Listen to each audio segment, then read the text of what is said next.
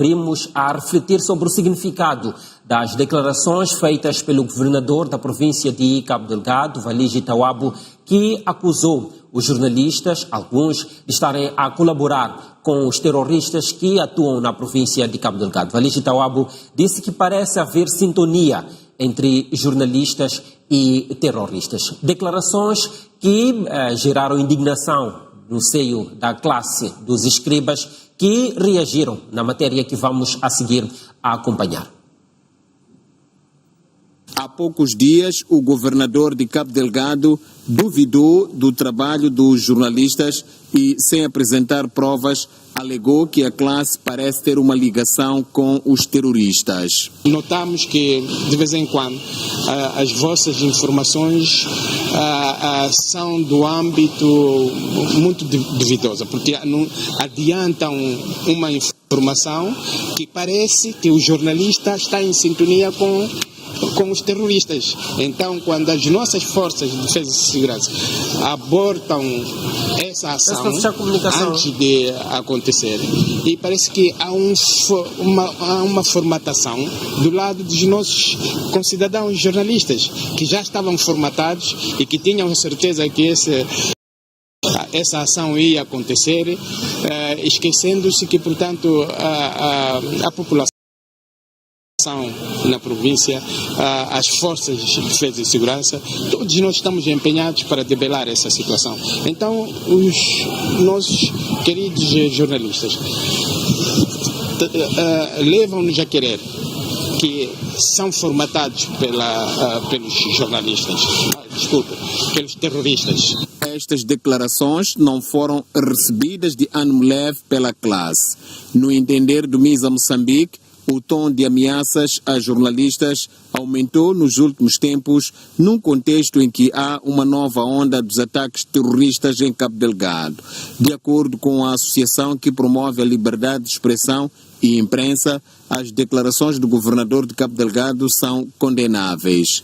Temos que condenar, temos que recordar a todos que em Moçambique o direito à liberdade de imprensa, o direito à informação, a liberdade de imprensa, a liberdade de expressão são direitos constitucionalmente consagrados, que não podem ser limitados porque um governador não gosta da forma como os mídias abordam determinados assuntos.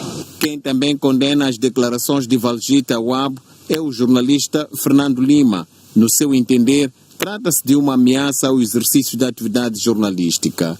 Funcionam como uma intimidação direta aos jornalistas que trabalham sobre a questão de Cabo Delgado. Concretamente em relação a este assunto, a questão é muito simples.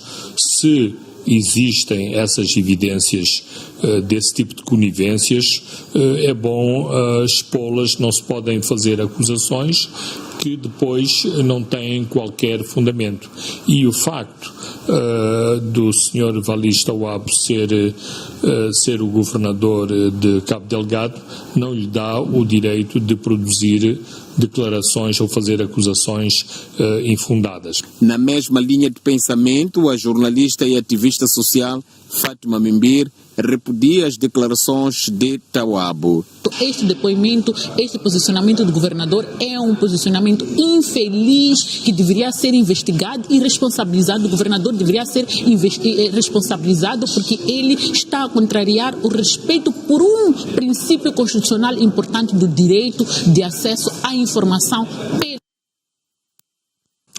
Problemas neste apontamento de reportagem, no entanto, ficou o essencial das declarações do governador e também a reação dos jornalistas. Está conosco aqui em estúdio para olharmos para este assunto Ernesto Nhanal, é diretor executivo do MISA Moçambique. Boa noite, bem-vindo aqui ao Noite Informativa. Nhanal, o que é que sugerem estas declarações do governador Waligi Tawabo? Boa noite, Tiwa. Boa noite, STV. Obrigado mais uma vez por nos convidar para o Noite Informativa. Deixa-me primeiro enviar as nossas solidariedades ao povo de Cabo Delgado, porque neste momento estamos a viver um retorno intensivo das ações dos insurgentes, que é algo a condenar. indo direto à questão que me faz, os colegas já fizeram grande parte dos pronunciamentos e o que resta dizer é que essas declarações nos puxam para trás. São um retrocesso, estiveram um pouco em contramão. O governador Valige Tawab esteve, de facto, em contramão em relação à sua postura, em relação às suas percepções, que são efetivamente meras percepções, porque ele, na posição de governador da província de Cabo Delgado, tem um poder que legitime e também ele interage com instituições do Estado moçambicano, que tem um mandato de prover investigações e, acima de tudo, responsabilizar pessoas que estão conectadas com este mal que se chama o terrorismo. Tendo provas e evidências sobre a matéria e certamente dentro da sua maturidade enquanto líder político e governante, em primeira mão devia encaminhar estas evidências que são-lhe trazidas pelas equipes que fazem investigação em nome do Estado moçambicano para que sejam tratadas e depois de se ter comprovado a nível de tribunais, poder já fazer os seus comentários enquanto dirigente ou líder político sobre os fatos. Isto é, de como vimos, o que o governador de Cabo Delgado disse efetivamente são meras opiniões e muitas das vezes as opiniões dos dirigentes, porque ocupam posições de direção, acabam sendo vinculativas. Isto. Mas antes antes de entrarmos nesse capítulo do efeito, que fatores pensa que podem ter levado o governador a proferir tais palavras? Os fatores são claros. É que nós estamos a verificar nos últimos dias um recrudescimento da insurgência em Cabo Delgado. Vimos o impacto que esteve e até tomadas de vila, algo que nunca tinha acontecido antes, e é uma pressão sobre as lideranças políticas, militares, para que deem resposta a este evento.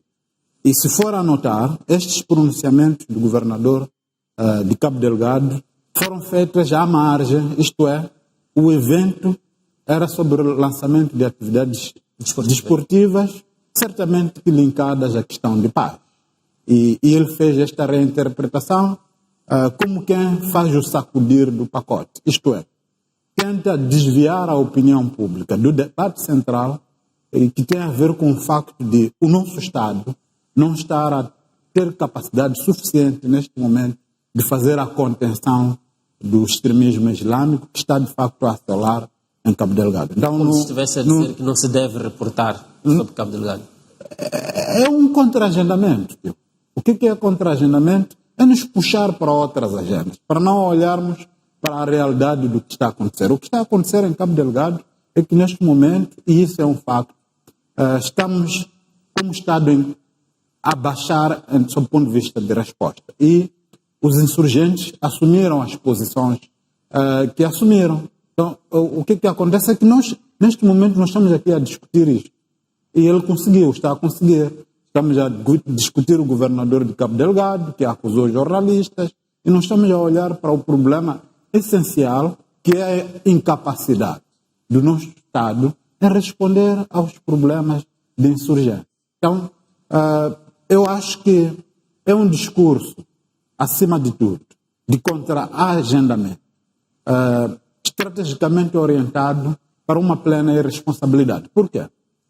Logo no início eu dizia que o governador está a nos levar para trás, porque este tipo de discurso já nos criaram e nos colocaram numa situação muito complicada, porque se olharmos para os acontecimentos passados, tivemos pronunciamentos deste, como citou, do chefe de Estado, e os militares levaram isto a sério e começaram a agir de forma autoritária e sem critérios.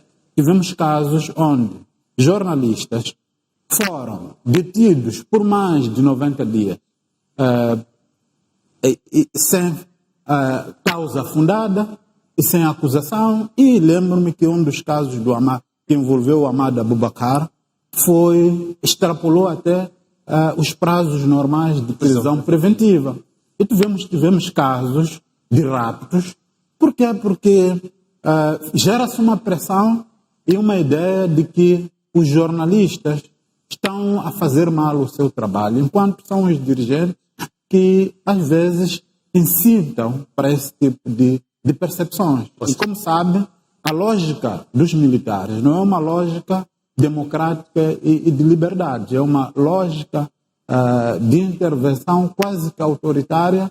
E digo, estamos a puxar para trás porque tivemos, a dada altura, uma percepção de que tínhamos ultrapassado, tanto que houve um grande movimento de discussão e de formações sobre direitos humanos.